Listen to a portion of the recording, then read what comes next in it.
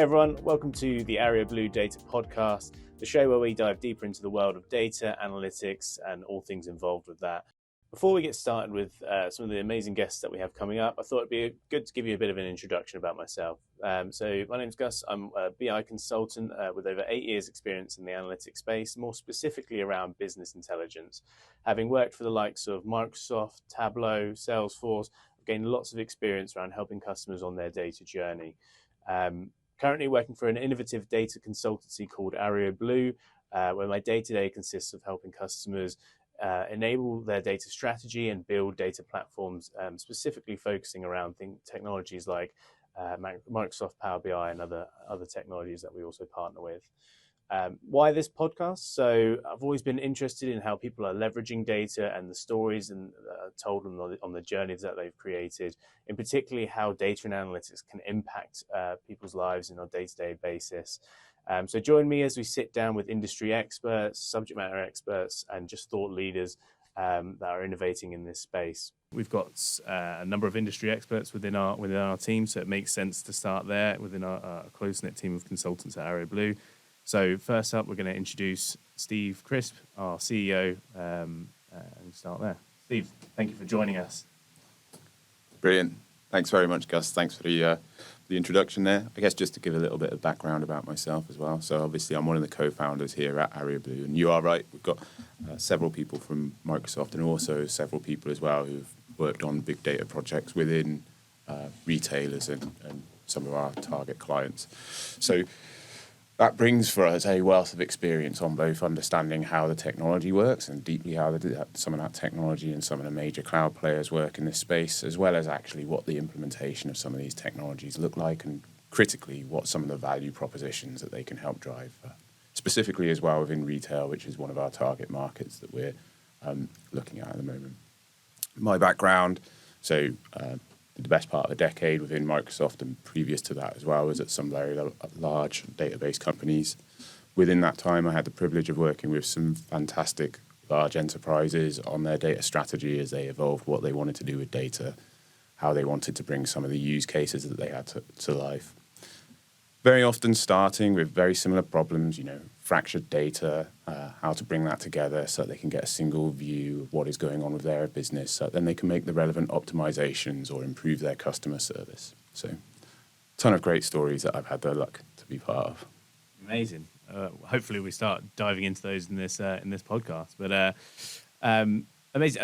I guess, is there any particular use cases or projects that you've worked on with customers that particularly stand out as pivotal moments in your career? Yes, certainly. I mean, I think one of the things that I've kind of consistently seen, especially when I talk about retailers, is quite often data projects will start in, really there's about 3 areas where there'll be an urgency to start working on data. There are back office areas, so finance is one of those. Quite often you'll see data projects that will spin up within finance. They want to get a better understanding of what is happening financially within an organization. They want to be able to plan better, do financial planning and strategic planning and work out where they should place their bets. Marketing is the other big one, especially in retail. And it's one of the reasons why I love retail, actually, that consumer angle that retailers have mean that actually a lot of innovation is driven very quickly into retail as a domain. And that's picked up by marketing teams. And we've seen a lot of data projects which involve bringing vast quantities of data, both first party that an organization has within it, as well as third party data that they might have acquired, things like Nielsen data, loyalty data, Google data, weather data, bringing those assets in and then being able to further kind of understand what the buying behaviors are of their consumers and how better to create propositions for them. And then the final piece is we quite often see data projects spinning up around products and the products that retailers will have and that they'll be going to market with. So generally I've seen projects spin up in those areas. I think for me, what I find really interesting is when organizations start to think about how they can use the data from those areas. So how I can provide a better customer experience if I know not just everything I can about my customer, but I know where my products are going to be. I'm sending them promotions for things that they are actually not only interested in, but they're going to be able to get hold of, and it's a price point for them. So that's where I see some of the really interesting stuff start to happen.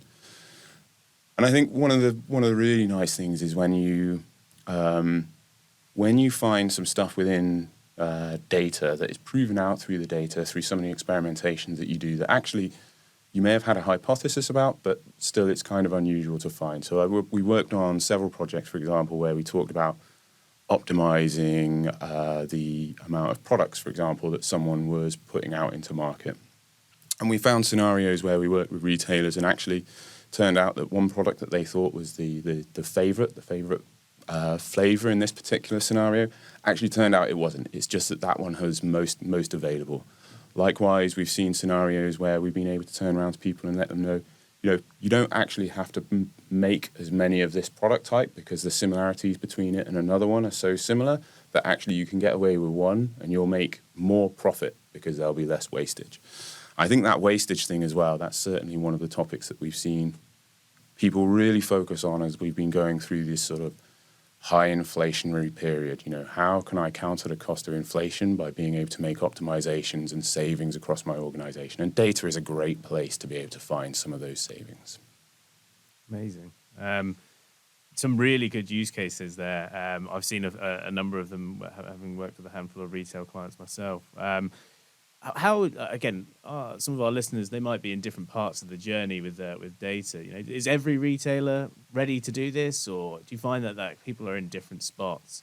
That is a really good question. They are very much in different spots. And actually, even some of the retailers that have started the journey a long time ago, perhaps, you will see them come back round. There is a life cycle to some of this stuff, an investment that needs to kind of continuously be made within data platforms to get the value out of it. I think we certainly see a lot of people who are, maybe they've done some business intelligence, they've got some reporting, some operational reporting, they're getting some good value within a division out of data, but now they're starting to wonder about, how they can take that the next step further. So how can I combine the other data assets that I have within my company, or how can I start to run advanced analytics over this, start to make use of machine learning to be able to predict and forecast what is going to happen better?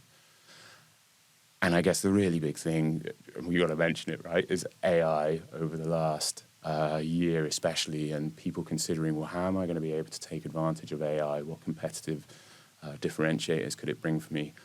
And a lot of that will come back to, do you have your data in a place where you are able to make use of some of the innovation and some of the things that are coming with AI? It's the old saying, right? Rubbish in, rubbish out. You need your data to be in a good state to be able to make use of AI. I've heard that in a slightly less PG version, but yes. No,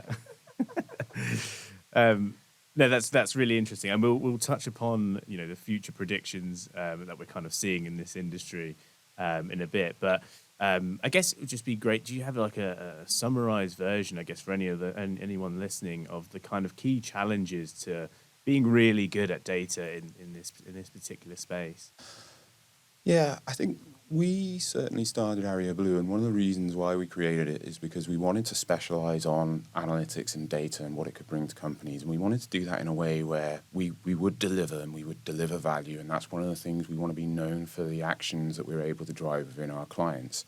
But also not miss the fact that you need to spend time quantifying and understanding what you expect that impact to be. So we like to balance the excellent technical delivery that we can do alongside the excellent sort of business strategy and consulting work that we can do.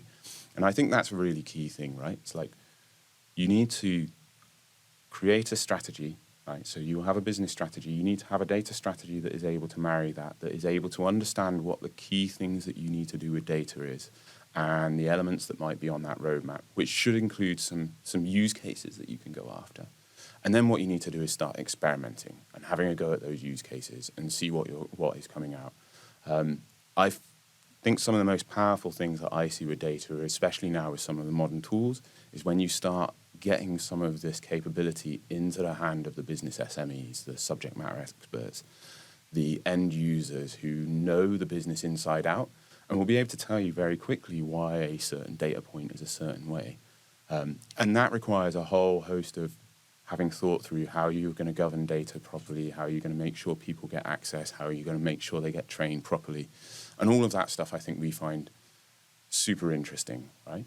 How do we empower our clients to be able to do more with the data assets that they already have? and then help them build new ones. Amazing. I guess obviously that journey is quite daunting, and people starting out or they might just be doing all their reporting off Excel, and so this might seem a really long distance away. What might be your tips on actually just getting started? Yeah, first of all, right, except for just calling in Arreoblue. well, that is one way, but certainly, I think Excel, you brought it up there, right? We love Excel, right? There's definitely a place that Excel exists within organizations. And I think one of the things that we kind of consistently see as well is when we go into organizations, showing users some of the capabilities that they can do and how transferable some of the skills that they have in Excel are to some of the new stacks such as Power BI and things like that. But I think the main thing is to have a plan which shows where you want to go with data, and then find things that you can iterate on that plan. I think having a big holistic plan and doing a massive transformation in data, it can leave you with, if there's too much time between you being able to get any value out of the platform, then people will start to question it. And actually in data, there's loads of places where you can iterate and you can find quick value. And so that would always be my thought process is, assess your business, understand what the gaps are and what the requirements are, and then run quick iterative experiments and then build on those. And actually, to be fair, that's how we go to market with a lot of our clients. We talk them through doing very quick assessments, how they can understand what the impact of data is for them. We demonstrate to them through our accelerates how they can test out their hypotheses and start generating real-term value back to the business.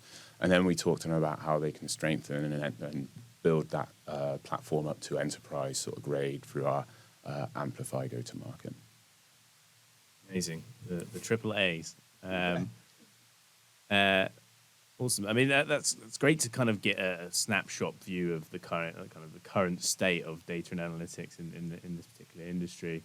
You touched upon a couple, and I'm sure our listeners will really want to delve into a bit about this and how these future technologies might be able to help.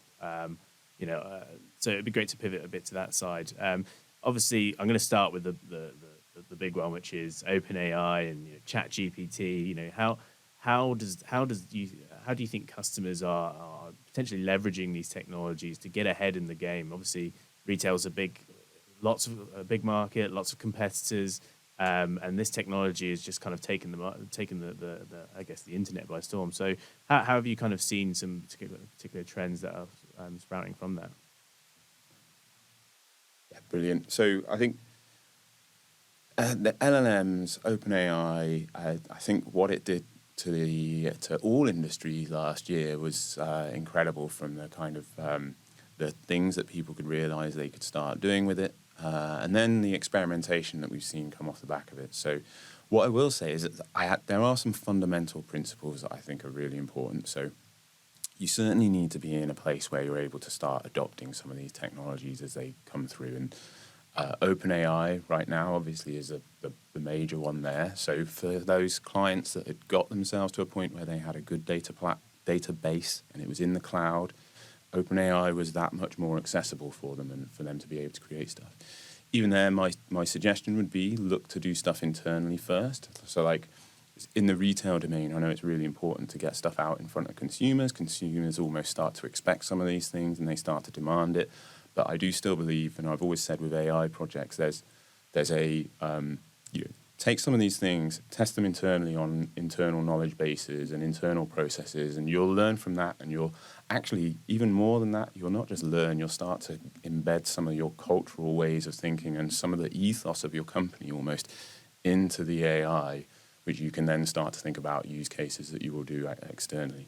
And then I think the final thing there is the use cases themselves. So, we often utilize techniques like design thinking and prototyping. There's a host of ways which lends itself very well to how you're going to build out a roadmap of use cases for AI that we've utilized in the past. And I would encourage people to look at some of these things like value engineering, design thinking, paper prototyping. These all fit quite nicely into the realms of thinking, well, how am I going to build out a set of AI use cases that we can go after? think, interestingly, the sort of multi-model stuff that we're seeing come out as well could be really, really powerful, and how people start to use this. Certainly, again, just as with BI and getting self-service capability into the hand of the business subject matter experts, I think with AI, there's a piece here around just making some of these tools available so some of your users can start to create and be creative with them. Thank you for listening and watching in the Arreoblue Data Podcast. Join us next time as we dive deeper into the data journey.